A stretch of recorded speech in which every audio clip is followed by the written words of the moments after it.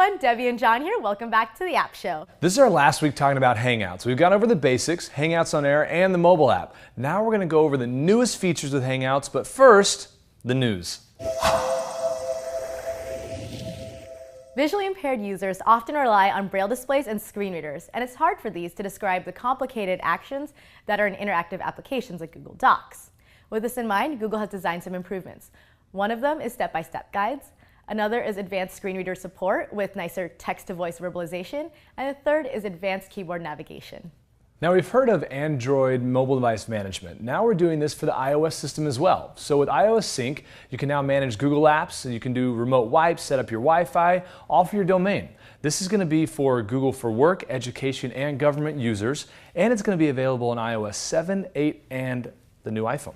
So to enable it, just talk to your administrator, and they can work on it for you. Hangouts is a rapidly changing product. You can now make voice calls in Hangouts on Android, iOS, or the web. You can call other Hangouts users for free, as well as Canadian and US numbers. Our international rates are also pretty low. To get started on Android, download the newest version of the Hangouts app, which is version 2.3, and install the accompanying dialer. For iOS and the web, the next time you visit the app, voice calls will be there. Another addition with Hangouts is it's covered under our terms of service. So the same terms of service as Google Apps for Work, Education, and Government. That means 99.9% uptime guarantee and 24 hours a day, 7 days a week phone support. A couple weeks ago, we mentioned this eject feature that we have. Sometimes you have information you just don't want to share with the whole company. Yeah, it might be a confidential meeting, you might be planning a surprise birthday party, or frankly, someone might have left the room without turning off the Hangout. Exactly, so sometimes you need to remove somebody from a company-wide video call. To do that, anybody within your domain can use the eject feature. External guests cannot. Within a Hangout video call, you can remove someone by clicking the options menu on their photo and selecting eject. Once you've removed someone, they can't rejoin the meeting unless they are explicitly added to the meeting again from the video call. There's a draw art feature that was silently added a while ago in Hangouts, and this feature is helpful, for example, if Debbie and I are talking about a company logo or maybe a project design, but for whatever reason it's really hard for me to explain it. I can actually now just draw it. From inside a Hangouts chat window, I'll move my cursor over the camera button. You see the pencil icon appear, and I'll click on that. A blank canvas will now be there for me to draw on, and I can choose the color, size, and shape of the pencil. I'll draw my picture and click Send. There are also a few more options. If I want to draw on a photo that I have, I can upload it by going to the top of the drawing canvas and clicking on the camera button. I can also use an existing drawing from a chat. This can be one that I sent or received. I can scroll until I find one, then I place my mouse in the upper right-hand corner of that image, and I can click on the pencil icon.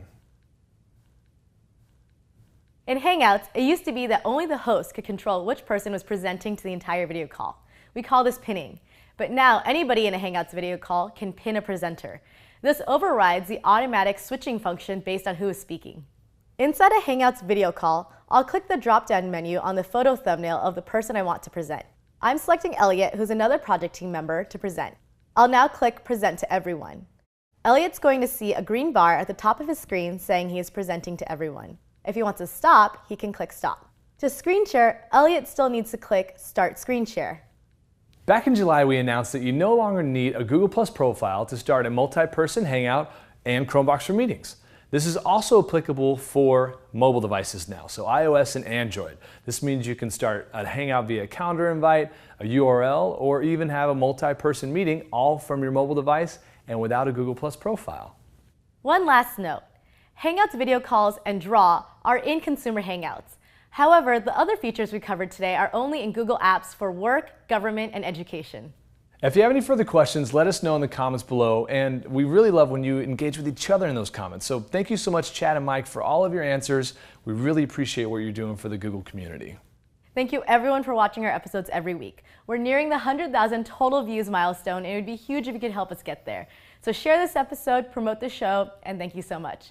And you know, this whole show has been a little bit of an experiment for us, and it seems like you guys like it, so we're going to continue into a second season. Now, we're not releasing the episode next week, but we'll be back on October 8th. But just like any of your favorite TV shows, go ahead and watch a few reruns in the meantime.